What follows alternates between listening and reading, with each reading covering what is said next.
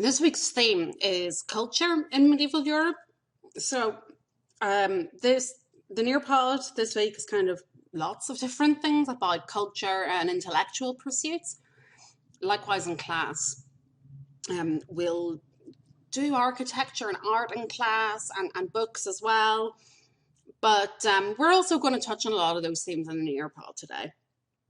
Now, we actually have covered this topic in an earlier period. If you think back many weeks ago, we looked at learning in the early Middle Ages and saw that learning and intellectual pursuits were basically monopolized by the monasteries, by the church. And this is our main change. This is our main, why we're studying this in week 8, is that there's been a major change from church-controlled intellectual pursuits to it being much more broad. I've already mentioned to you a few times that literacy rates increased throughout the Middle Ages. And we can see the reflection of that in the transformations we're covering this week. If you go back to the early Middle Ages, though, we'll remember that learning and intellectual pursuits were mainly by the church, also by some governments as well. So you remember Charlemagne, or Charles the Great, our Carolingian king. He was very keen on advancing learning because he needed clever people to help him with his massive empire. So he established cathedral schools where writing and reading would be taught to those who wanted to learn, because he felt that this would support his goals. But apart from the likes of Charlemagne and a few exceptions, for the most part in the early Middle Ages, it was for men, and it was for those who wanted to be priests and monks, who were going to have a career in the church. They needed to be the ones who knew how to read and write. Therefore, the quality of education and intellectual pursuits varied enormously. And it also depended on resources. So, for example, some cities in the early Middle Ages became very associated with being intellectual hubs. And then, of course, our monasteries as well. A lot of intellectual pursuits took place in the scriptoria. That's the plural word for scriptorium. And the scriptoria were the reading and writing rooms in the monasteries where books and other works of art, works of literature were produced. Now, the church wanted people to be able to at least have basic literacy because they believed that it combated heresy. And if you remember, heresy means teachings that go against the official line of the church. So they thought that if more people were at least basically literate, then they would be better armed and spot heretics a lot easier and so be better Christians. This means that by the later Middle Ages, pretty much everybody above the peasant level, and even some peasants, would have had some degree of literacy. So it's a lot higher literacy levels than we might actually have previously thought. But of course, one of the obstacles to spreading literacy and for more people to be able to read and write and practice their reading and writing, materials were an issue. Remember that we are dealing with manuscripts being handwritten books. And we can tell that when books were written based on their handwriting, this can tell us that they're of different dates. So for example, the picture that I've given you here is a type of writing called Caroline minuscule. The Caroline is actually referring to Charles, again, Charles the Great, Charlemagne, and the Carolingians. So this is the type of writing that they made pretty standardized around their time. And as you can see, it's sort of neat and rounded. We can also see that because resources were pretty scarce, only certain types of books are going to be created, and they're mainly going to be religious or educational in nature. So most of the books that were produced were going to be gospels, and Bibles, also teaching books, so like grammars, and other books for use in the liturgy, in liturgical books that were used in religious services. If we're moving forward in time this whole week, though, so we're going to see how this is changing. But you can even see it in their handwriting. This is called Gothic script. As you can see, it's a lot harder to read. It's a lot pointier. It's later in date. It's more squished together.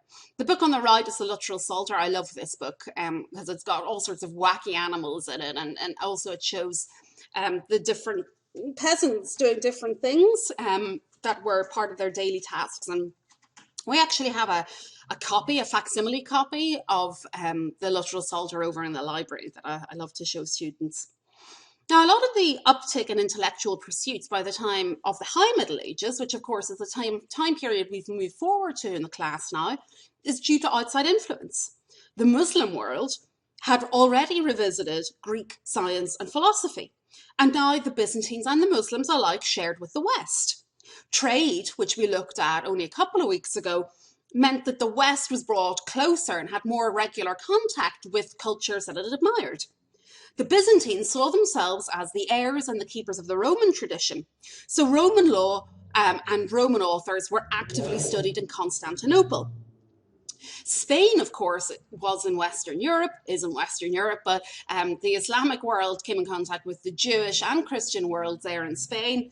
And so science and philosophy particularly flourished in Spain. So this means that in the High Middle Ages, there is a Renaissance. That term just means rebirth. So there's not just the Renaissance, there's lots of Renaissances. So here we're hitting a 12th century Renaissance, which is inspired by rediscoveries of classic texts and cultural meldings. There are lots of great thinkers at the time, and a lot of these, what today we would consider, well, what they considered philosophy, today we consider theology. Really, in the Middle Ages, there's still no separation between theology and philosophy, because to a medieval mind, what is the point in thinking philosophically unless it's going to be about religious issues? One of the big names to know is this guy, Peter Abelard. Peter Abelard is often described as the master of logic. And in his most famous work, which was called Sic et Non, which translates as yes and no, he laid out the basis of the scholastic method. And scholastic method, or scholasticism, is a term we're going to keep having cropping up throughout this week's themes. So what the scholastic method was a way of thinking and a way of teaching that students used logic to reconcile conflicting views. So in his work, Sic et Non, he lays out the scholastic method. He takes a variety of theological issues. For example, is sin ever pleasing to God? And another example was, is it ever permissible to lie? And then what he did was he collected opinions from various sources, a yes side and a no side. And then he said that through the power of logic, you could reconcile the yes and the no. But he didn't really do this. He just set out the methodology, the method of doing that, demonstrating how the sources often disagreed with one another. But his big thing, and he was an educator as well, he taught at a university, he taught at the University of Paris. He told his students, you need to use logic, you need to reason things out for yourselves. So this left him open to attack. For example, Bernard of Clairvaux, who was a big name in religion at the time, hated that Peter Abelard was going around teaching students to question things, that everything was open to question, and that it was sort of causing his students to be free thinkers. But Abelard was hugely popular as an educator with his students, and we also know a lot about him because he left an autobiography. We also know about him because of a pretty dodgy issue with a famous female thinker of the High Middle Ages, Eloise of the Paraclete.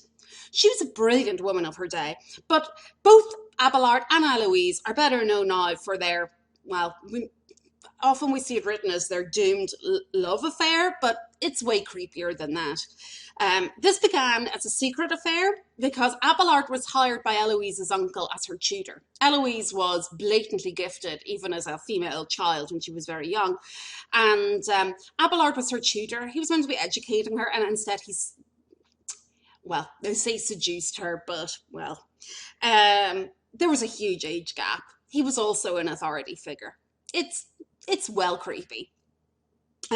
She got pregnant, she gave birth to a son, and he did propose a secret marriage between them because of what had happened, and she didn't want that. She argued against marrying him.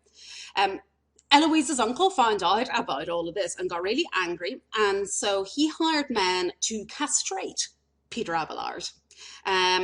So that meant that they jumped on him, beat him up, and chopped his manly parts off. So they separated and they both took monastic vows. Eloise became the abbess of the Paraclete. You remember that abbess is female head of the monastery.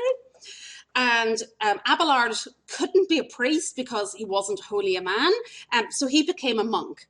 Now, although their relationship started in very creepy style, they did correspond and intellectually work together for the rest of their lives. A lot of their letters to one another survive, where they debate all sorts of things.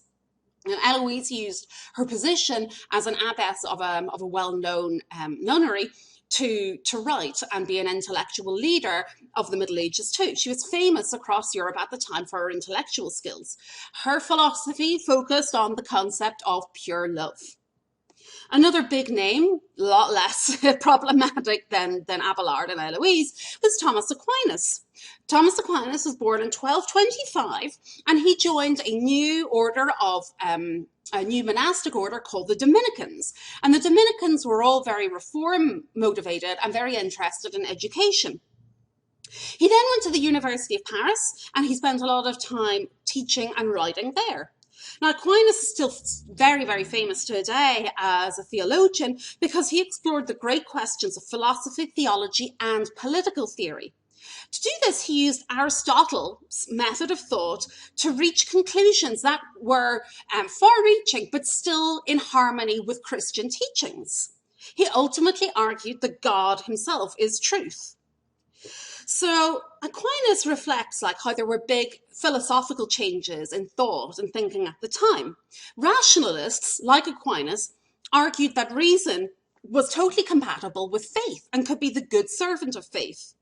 Thomas Aquinas argued this the most, and he said that, yeah, look, things can appear to disagree, but really, like Peter Abelard, in fact, this is only an illusion, and things really can agree with one another.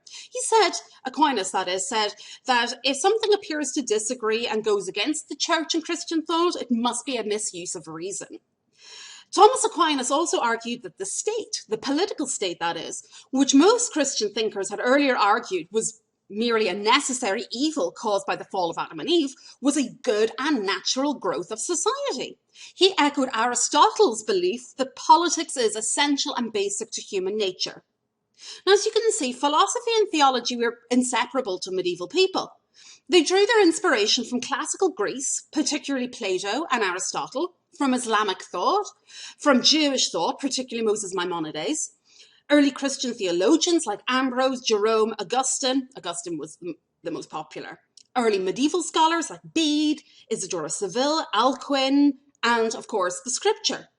They all followed scholasticism, that is, bringing together all knowledge into a unified whole and using logic to reconcile that what seemed to be in conflict. They were mostly concerned with matters of basic significance to their human existence.